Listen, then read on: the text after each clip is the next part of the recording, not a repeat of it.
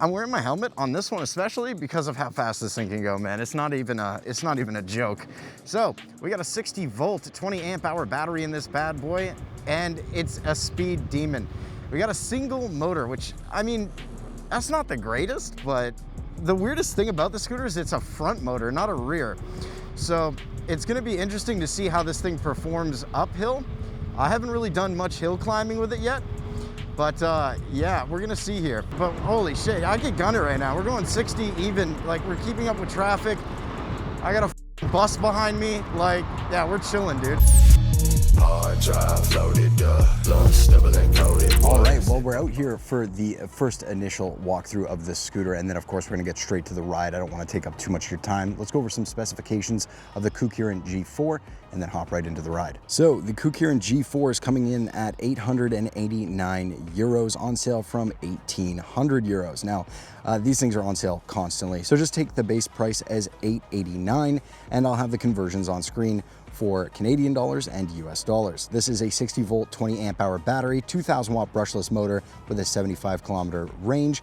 It goes 70 kilometers per hour max speed, and it features 11-inch tubeless wheels. The scooter comes in at 37 kg plus or minus 1 kg, looking at about 81 pounds. The braking range is less than 4 meters as claimed, and it is pure aluminum alloy, making this thing one hell of a sturdy beast at max speed. Its waterproof rating is IPX4, so not the greatest, and definitely shouldn't be out where it is right now, as it is about to rain in Toronto. It features a max load capacity of 120 kg, and if we turn the key here and turn on the display, it might be a little hard to read, but it is touchscreen, so you have a touchscreen light. You have mode changes through the touchscreen, so we go eco, and that's gonna go 20 kilometers an hour. We then have our second mode, which is sport, which will go 40, and then our third mode, which will unlock you to that max 70, as you can see. It also does have cruise control and push assist disabling, but it also can be used. We also have our set here to change between kilometers and miles per hour. Now the scooter does fold, and it does come with a little folding latch that you will find right here. I mistaked it as a key ring, but I ended up replacing that anyways with this key ring. And you can pop off the pop right there, and then that key ring will loop onto the back tire. Again, I have a pretty dirty scooter as I like to ride it. I use these things for what they're made for, so don't expect this to look out of the box fresh. That's the basic specs of the G4. Let's go and take it for a ride. All right, well, I gotta turn my music down in my helmet, but this is the Kukirin G4, man. We're cruising right now in sport. 40 kilometers an hour right now. This scooter, listen, I like to do these reviews, right, where I can go off-road, etc. But the thing is with this scooter is it's just a beast on the road. So today we're gonna be taking it into the street, going into race mode, hitting that max speed of 70 kilometers an hour that this thing can handle. So going over it, we'll stop somewhere cool to do that. But for now, we're kind of just enjoying the spring/early summer weather. And I'll be honest with you, I'm wearing my helmet on this one, especially because of how fast this thing can go, man. It's not even a joke. So we got a 60 volt, 20 amp hour battery in this bad boy, and it's a speed demon. We got a single motor, which, I mean, that's not the greatest, but the weirdest thing about the scooter is it's a front motor, not a rear. So it's gonna be interesting to see how this thing performs uphill.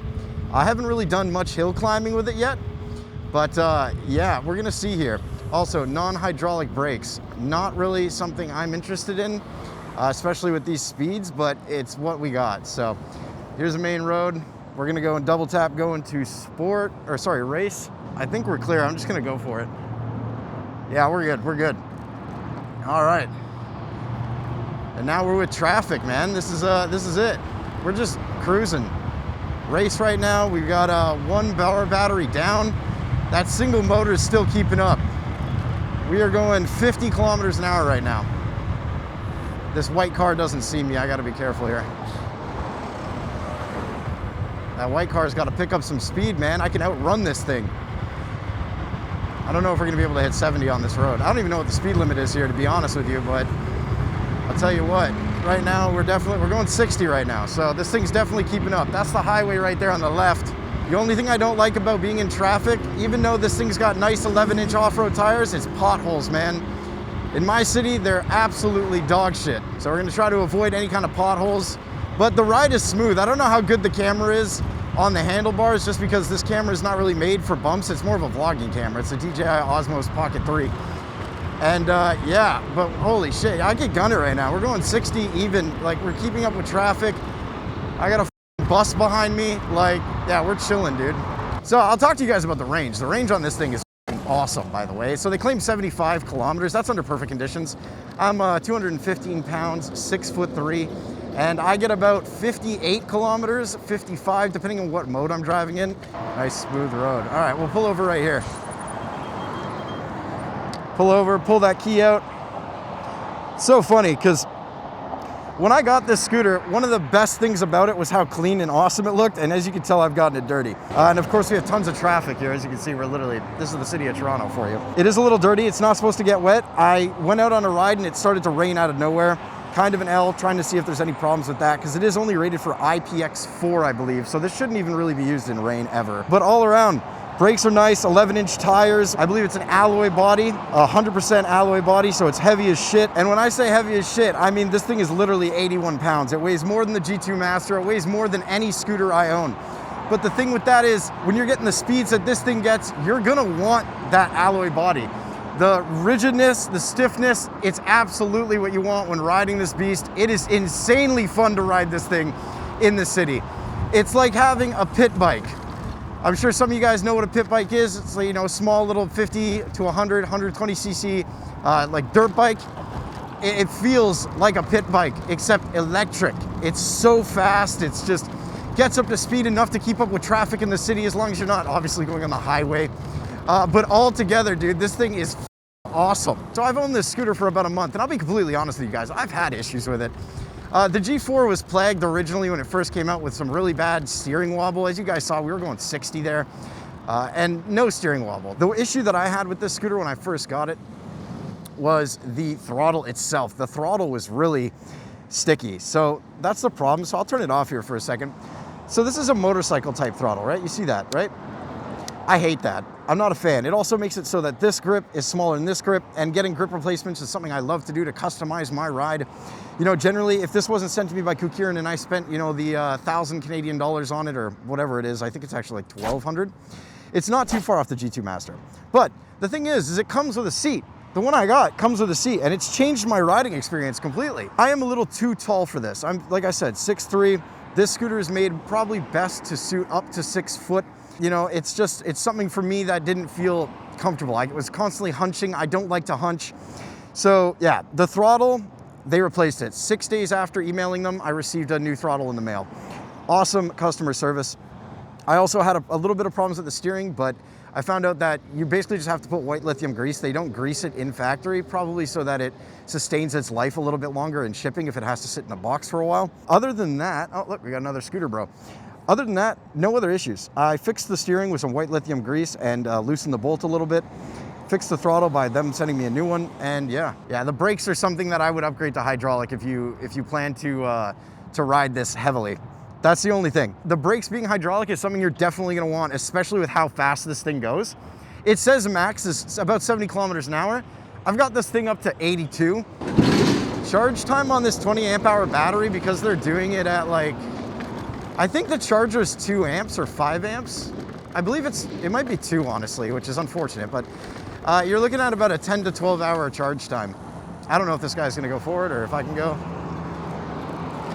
Bless up, dude, what a dope guy. It can take a little while, but I have 400 kilometers on the dash, and I've done that in just like a week and a half. That 400 kilometers, I've charged it maybe 10 times, just because of the fact that I'm larger than your average rider.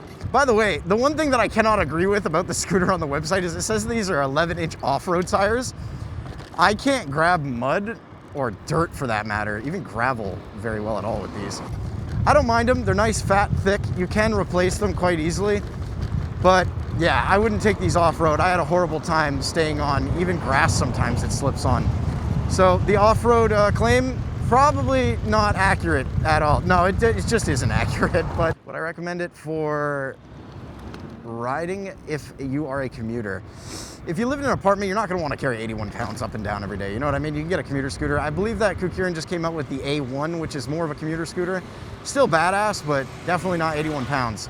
And that's probably your best bet. But when it comes to being able to commute it, if you got like a garage, etc., 100%. You're getting really good mileage out of it. I feel so bad for my camera that's recording my face cam right now. It's probably all up. I'm going faster than traffic is right now. Holy shit.